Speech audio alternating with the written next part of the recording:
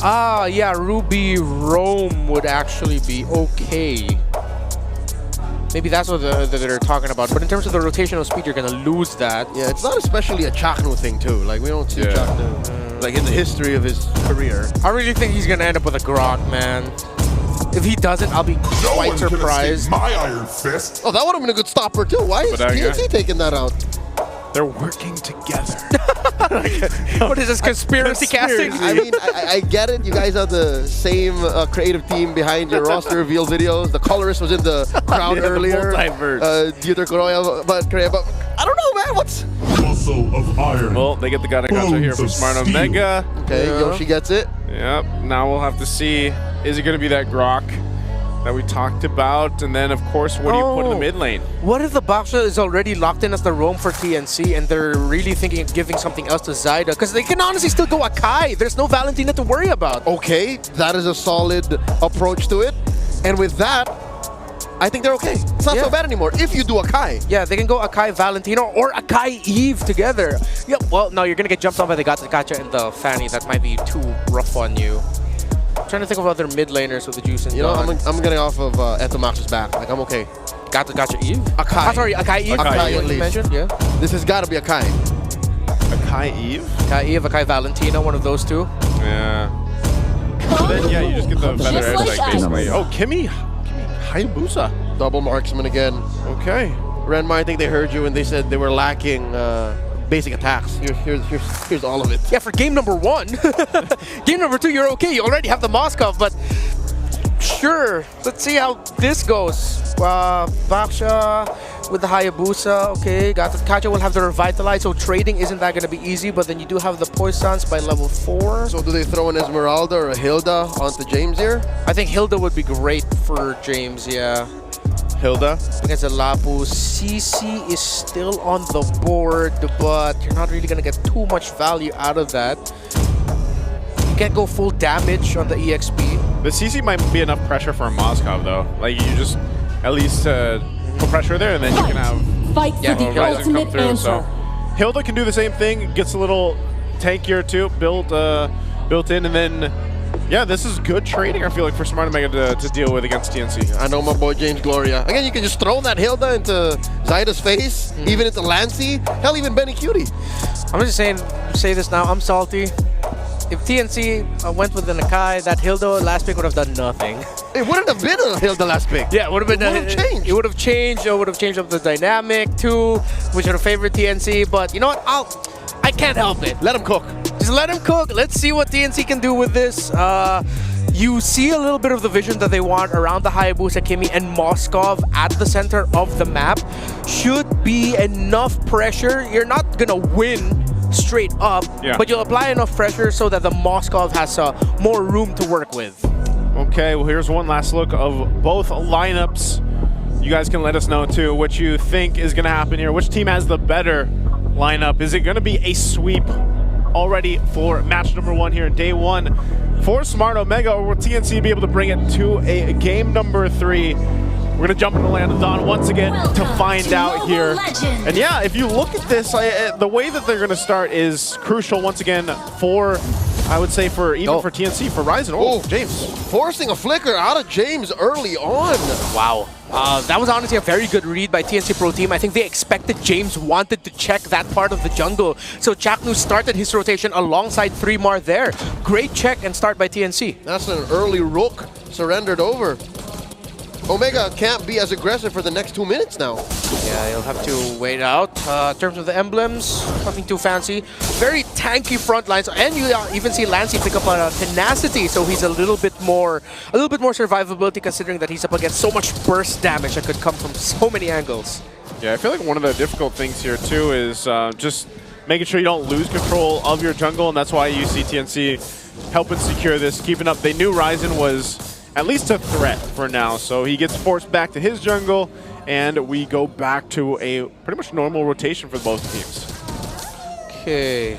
Oh, quick fun fact about Chaknu. 4 years, 9 months, and 28 days ago was the last time Itomax, Chaknu, and Benecutie played together. We did mention that earlier. It was the battle for third between Execration and Onyx. I believe it was... Season 8. No, Season 8? Yeah, that was my first season. Whoa! That is TNC catching James deep behind enemy lines. First blood drawn by the Phoenix Army. Good catch there. Yeah, great rotations. I think what TNC are doing right now is they're checking James, how this Hilton wants to play the game. They're responding to that, which is a good start because a lot of the priority and pressure coming from Omega in the early game will come through that Hilda. It's a good thing TNC have been marking that well. Okay, Turtle's up here. They should just have a pretty easy shot at this unless James is leading the front with Super Yoshi, so... He doesn't care, he's just chasing after the Hayabusa. He just runs on in. Feathered airstrike coming in from Haji, spotted here by 3mar. Super Yoshi very low, Turtle down to retribution threshold, down it goes, Zaida is the one who takes it, but he's taken out by Ryzen. SOD thrown out by Benecutie, but no one home. Lancey takes Super Yoshi. Big win here for TNC. Honestly, that got quite hairy. Omega could have gotten in for the surprise and actually win that. But good thing Zaida was able to use the Shadow kill and Shadow out just in time so that he doesn't get killed by Zaida, who was locked in on him. He also had a bit of help there in the backline to make sure he survived. And again, TNC have acknowledged one core condition to focus on the Hilda. Gentlemen, very greedy. Do you see Lancey's first item? SP. Sky Piercer Rush. So considering that he did get the first kill, he doesn't have a stack on it yet, but I think they're acknowledging that, yeah, there's a chance they could actually get a lot of kills through this Kimmy very early on. The Kimmy paired with the Hayabusa is actually a lot of pressure already, damage-wise, in a lot of these early fights that are breaking out. James should be fine. Backs on out, but yeah, the Lapu Lapu is going to have a great time here for 3mar. Fine is a very generous a term. I'd say he's surviving. He's surviving. Well, I mean, in the early game, that's exactly just what you want to do, right? You know, you just want to survive. You want to make sure you're not giving out some early kills. Here, though, pressure on a little bit. The Jungle of Ryzen, they're checking and getting his info on him very well. They're not allowing him to really play a crazy game similar to the last one. Clear gets caught out here. Ryzen misses because of the wall. Now he gets trapped. Lancey gets a kill. One stack. That was First smooth. Piercer. Smooth. Very, very smooth by 3mar. Able to get that Land Shaker stun off just in time through the Bravest Fighter. And you see it here. They're communicating. They're talking, man. A little bit more cohesive is what TNC Pro Team is trying to do. Caution Pulse on Haji. Does not have a flicker, does get away with a feathered airstrike. Close call for the KDA machine. Yeah, that could have been, again, a lot of the interactions with the Hayabusa and the Kimmy are going to work great. So, no traction pulse just yet, but I think TNC still has good control of this Turtle. Haji starts off with a feathered airstrike, putting Lancey at a quarter of his health. Chaknu holding on to the major objective. Here comes James, looking for a target to latch on to. Ryzen dashes through. Some cables out. Now the flicker in by 3mar. No one home. Common Force dropped here by Netsky. Zaida takes the Turtle. 3mar takes down Ryzen, and James in the back line against 3. Nothing to his name. 2 down for Omega. TNC walking away with everything. I like how TNC Pro Team was able to recover from game number 1. You see it. They're more cohesive. They're tight in their formations and their comms. Yoshi! That is another ult coming in from Lancey. Gets caught by Haji, though. Cuts his Sky Piercer, stacks in half. The KDA machine protects his tier 1. Great shot from Haji to be able to find that and stop that from getting worse. Yeah, great senses by Haji. It was actually Lancey in the shrub, but I believe he still had just enough time on the vision on him, considering that there was a member of the Mega that was able to clip him for a bit of damage so that he knew exactly where to bring down that feathered airstrike. And of course, you can also even see the animation of the Kimmy basic attacks coming out of there also.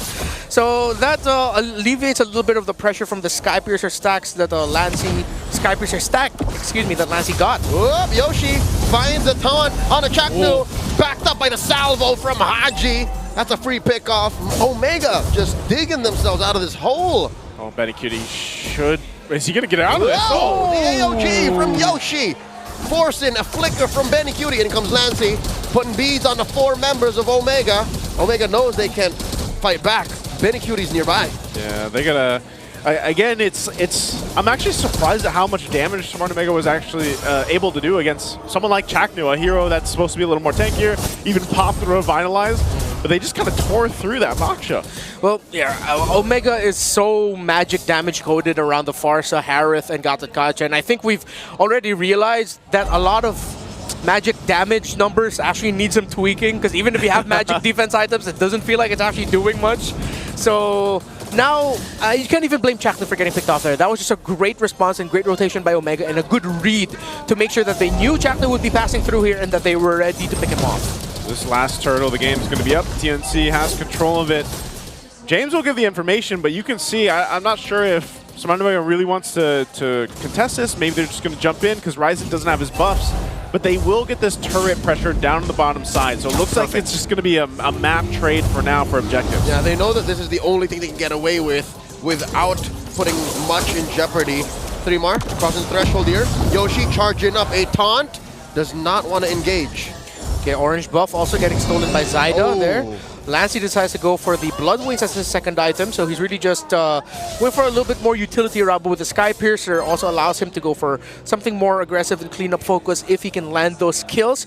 More items across the board. It's a Malefic Roar Rush actually by Zyda, considering with how tanky the Gattacacha is, and he will be dealing with a Hilda. He needed to get that Malefic Rush early on, and with all the shields, especially on the side of Omega, would have helped with that. Could spread one Dreadnought Armor to Fury Hammers. Yeah.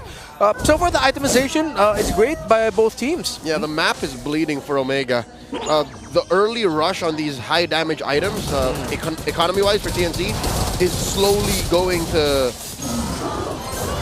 lock Omega out of a comeback. Yeah. One thing also now that Omega has to be careful of is that 3mar did just build up a Brute Force Breastplate. He paired that up with a War Axe, and you usually go for that because you know you're in the lead. You know that you can be aggressive. Oh, Feather Strike starting up. The answer. The traction pulse from Lancy, putting both teams at deadlock. Oh, it didn't cancel the Feathered Airstrike. Yeah. I thought it was just right at the tip of the traction pulse, so that Haji was still able to keep that Feathered Airstrike up. So at this point, if you're Smart Omega, you want to go ahead and start focusing on what you can do, and that might be putting some map pressure here and there, but if you go into a full force fight, I don't think you're really in that fighting position just yet. So it's almost like trying to just stop the bleeding. Oh, look at the pressure here in the jungle. TNC knows that Ryzen is going for his purple. Does he get it? Yes, there's no Ryzen. Gets locked out of his purple. 3mar got it. Yeah. 3mar got it. Oh my God, 3mar. The top of the leaderboards when it comes to damage. AOG coming through. Do they get the catch? Revitalize. Force dropped it. Down goes Benny. Netsky gets a kill. That's another kill. Traded out for 2 for 1 is the trade. And TNC are calling all the shots. The Phoenix Army have no breaks. They needed to commit a play. TNC Pro Team just answered so well. Benny tried to do the same trick again. Dashed into the AOG, then flicker out, but he was not able to get the flicker off just in time. Ryzen is not going to get checked here by Chaknu, but TNC Pro Team will get this Lord without a problem. Fantastic entry by Zyda with a shadow kill into the backline of Omega, who were a bit too staggered in that attempt. And let's take a look at the replay here, once again for this fight, brought to us by Infinix. You can see this, Benny will go down, gets pressured. AOG lands really good, but then Smart Omega is just in this position where Zyda goes in, finds that backside, 3mar 2, so tanky that just kind of cuts off the team from even trying to do anything off of that. So this is a Lord now secured for TNC. They're going to go ahead and march towards the base of Smart Omega, and we'll see. You're 4K behind. You don't have too much yet just to be able to kind of hold on unless you're really relying on Netsky's damage. Let's see what he's got. He's got a Feather and a Starlium Scythe. That's it for now.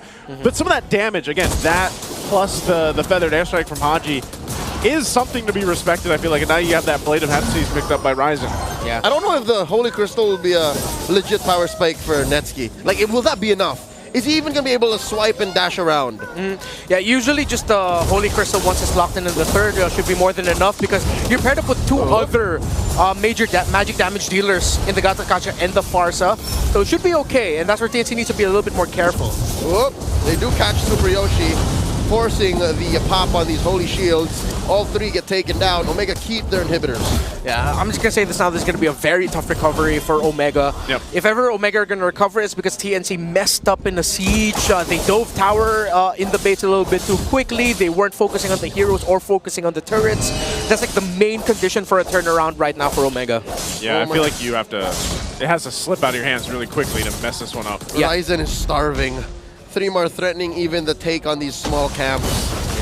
And you see, again, it's with TNC just fixing up some of their major problems from game number 1. They are on point, they're locked in already. There's not a lot of errors, honestly, committed by TNC Pro Team. And if ever there are any, it's covered by someone. Exactly the conditions we discussed after game number 1.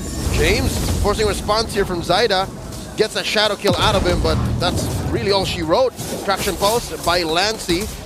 TNC are taking it slow. That's how you do it. I think they're playing for the next Lord. Yeah, I feel like at this point, too, it's like, you know, Ryzen's going to be off on his own, pushing the offside of the map, but it's great because you've got a Moskov. So Benny Cutie can go ahead and just clear that up and join the fight later on.